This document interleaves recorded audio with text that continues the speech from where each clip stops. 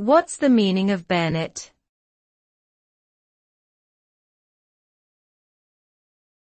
Bayonet.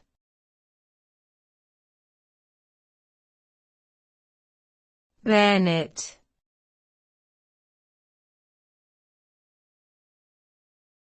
Bayonet.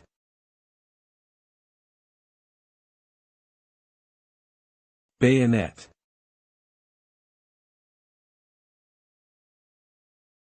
A bayonet is a knife or blade-like weapon designed to be attached to the end of a rifle barrel, allowing the rifle to be used as a thrusting weapon in close combat. The word bayonet comes from the French word bayonet, named after the town of Bayonne in southern France where this weapon was first produced. Bayonets were common among military weapons during the 17th and 18th centuries, but their use has declined in modern warfare.